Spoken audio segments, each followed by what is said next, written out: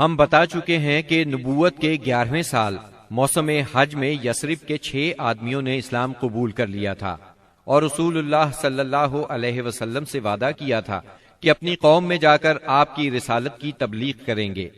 اس کا نتیجہ یہ ہوا کہ اگلے سال جب موسم حج آیا یعنی ذی الحج 12 نبوی بمطابق جولائی 621 عیسوی تو 12 آدمی حاضر ہوئے۔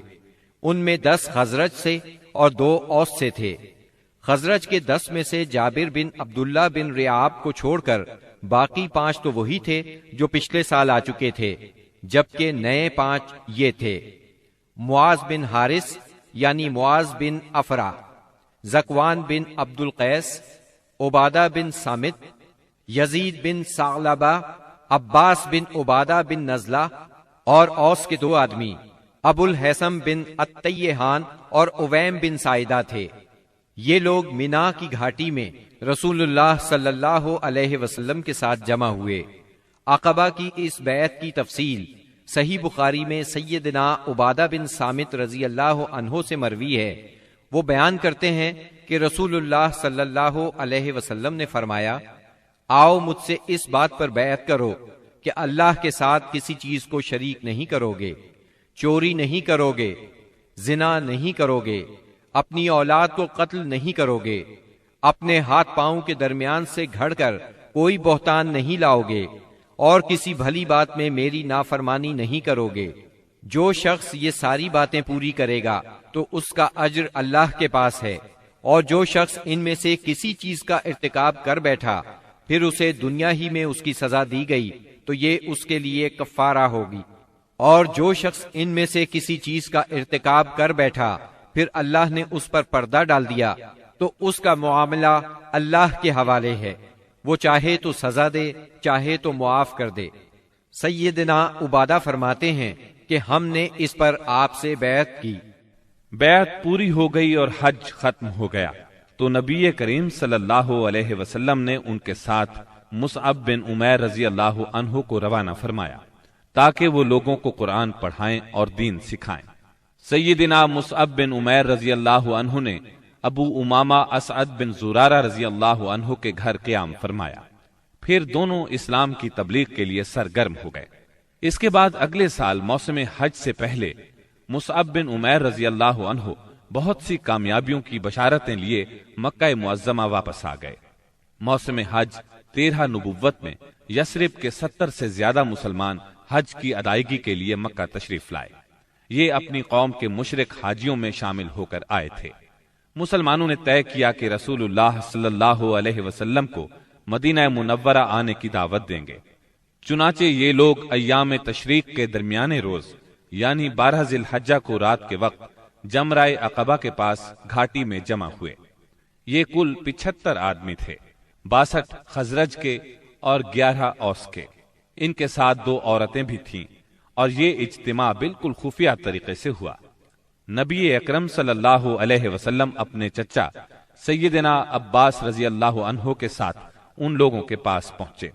سیدنا عباس رضی اللہ عنہ ابھی تک مسلمان نہیں ہوئے تھے، لیکن اپنے بھتیجے کے معاملے میں اطمینان چاہتے تھے، اس لیے سب سے پہلے انہوں نے ہی بات کی۔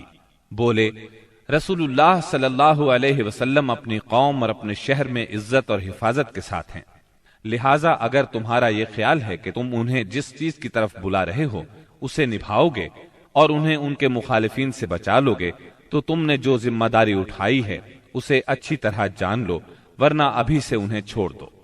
ان کے جواب میں اہل یثرب کے ترجمان سیدنا برا بن معرور رضی اللہ عنہ نے کہا، ہم رسول اللہ صلی اللہ علیہ وسلم سے سچے دل سے وفاداری کا ارادہ رکھتے ہیں، اپنی جانیں ان پر نچھاور کر دیں گے، لہٰذا اے اللہ کے رسول آپ بات کیجئے اور اپنے رب کے لیے اور اپنے لیے جو عہد و پیمان پسند ہو لے لیجئے۔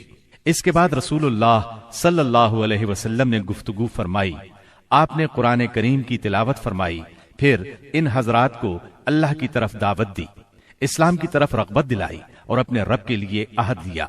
فرمایا، تنہا اسی کی عبادت کرو اور اس کے ساتھ کسی کو شریک نہ کرو۔ اس پر اہل یثرب نے کہا، ہم کس چیز پر آپ سے بیعت کریں؟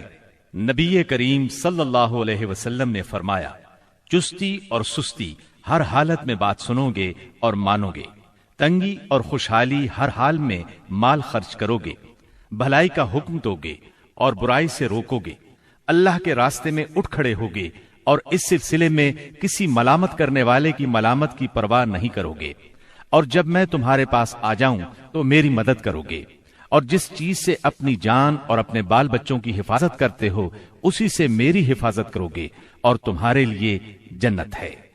سیدنا عبادہ رضی اللہ عنہ فرماتے ہیں کہ ہم نے آپ سے اس بات پر بھی بیعت کی کہ حکومت کے بارے میں اہل حکومت سے جھگڑا نہیں کریں گے۔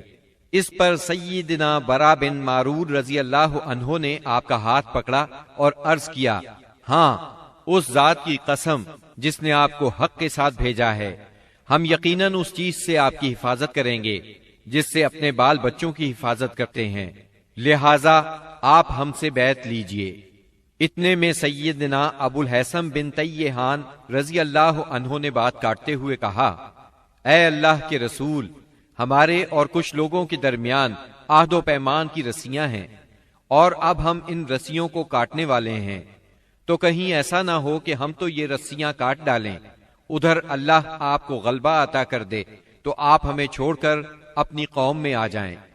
یہ سن کر آپ مسکرائے، پھر فرمایا، نہیں بلکہ آپ لوگوں کا خون میرا خون اور آپ لوگوں کی بربادی میری بربادی ہے۔ میں آپ لوگوں سے ہوں اور آپ لوگ مجھ سے ہیں۔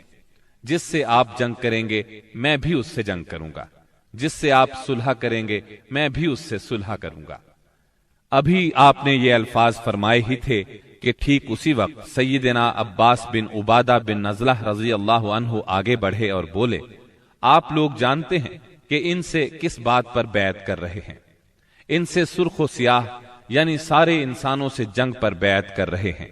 میرا مطلب ہے اس بیعت کے بعد ہم سب لوگوں سے جنگ مول لے لیں گے۔ اس لیے اگر آپ کو اندازہ ہے کہ جب آپ کے اموال کا صفایا کر دیا جائے گا اور آپ کے معزز لوگ قتل کر دیے جائیں گے تو آپ ان کا ساتھ چھوڑ دیں گے۔ اگر ایسا کرنا ہے تو پھر ابھی ساتھ چھوڑ دیں، کیونکہ اس طرح دنیا اور آخرت کی رسوائی ملے گی۔ اور اگر آپ لوگوں کا خیال یہ ہے کہ مال کی تباہی اور معزز لوگوں کے قتل کے باوجود عہد نبھائیں گے تو پھر انہیں لے لیجئے، کیونکہ یہ اللہ کی قسم دنیا و آخرت کی بھلائی ہے۔ تب ان لوگوں نے کہا، ہم انہیں اپنے مالوں کی تباہی اور معزز لوگوں کے قتل کے خطرے کے باوجود ساتھ لیتے ہیں۔ اللہ کے رسول بتلائیے اس کے بدلے میں ہمارے لیے کیا ہے؟ آپ نے فرمایا، جنت۔ اب لوگوں نے کہا، اپنا ہاتھ پھیلائیں۔ آپ نے ہاتھ پھیلا دیا، سب لوگ بیعت کے لیے لپکے، مگر عین اس لمحے آپ کا ہاتھ اسد بن زرارہ رضی اللہ عنہ نے پکڑ لیا اور کہا، اہل یثرب ذرا ٹھہرو، ہم آپ کی خدمت میں لمبا سفر کر کے اس یقین کے ساتھ حاضر ہوئے ہیں کہ آپ اللہ کے رسول ہیں۔ آج آپ کو یہاں سے لے جانے کا مطلب ہے سارا عرب ہمارا دشمن ہو جائے گا، ہمیں اپنے سرداروں کا قتل اور تلواروں کے وار برداشت کرنا ہوں گے۔ اب اگر آپ سب لوگ یہ بات برداشت کرنے کے لیے تیار ہیں تو انہیں لے لیں، اس صورت میں آپ کا اجر اللہ کے ہاں ہے، اور اگر آپ لوگوں کو اپنے بارے میں کوئی اندیشہ ہے تو انہیں ابھی چھوڑ دیں، یہ عذر اللہ کے نزدیک زیادہ قابل قبول ہوگا۔ یہ سن کر لوگوں نے کہا، اسد اپنا ہاتھ ہٹائیے، اللہ کی قسم نہ ہم اس بیعت کو چھوڑ سکتے ہیں نہ توڑ سکتے ہیں۔ اس کے بعد ایک ایک آدمی نے اٹھ کر بیعت کی۔ راجح ترین قول کے مطابق سب سے پہلے بیعت کرنے والے خود اسد بن زرارہ رضی اللہ عنہ تھے۔ ایک قول یہ بھی ہے کہ سب سے پہلے بیعت ابو الحسن بن تیہان نے کی۔ ایک تیسرا قول یہ ہے کہ سیدنا برا بن معرور نے سب سے پہلے بیعت کی۔ دونوں عورتوں کی بیعت صرف زبان سے ہوئی، ان سے آپ نے مصافحہ نہیں فرمایا، بلکہ فرمایا بس ان کی بیعت ہو گئی، میں عورتوں سے مصافحہ نہیں کرتا۔ بیعت مکمل ہو چکی تو رسول اللہ صلی اللہ علیہ وسلم نے فرمایا، اپنے میں سے 12 نقیب پیش کریں جو اپنی قوم کے نگران ہوں گے، ان کے معاملات کے ذمہ دار ہوں گے۔ اس پر 9 آدمی خزرج سے اور 3 آدمی اوس سے منتخب کیے گئے۔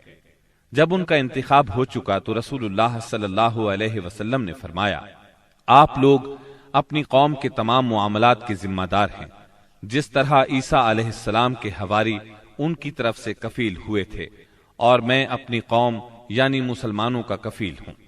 ان سب نے ایک زبان ہو کر کہا جی ہاں۔ تو یہ تھی دوسری بیعت عقبہ۔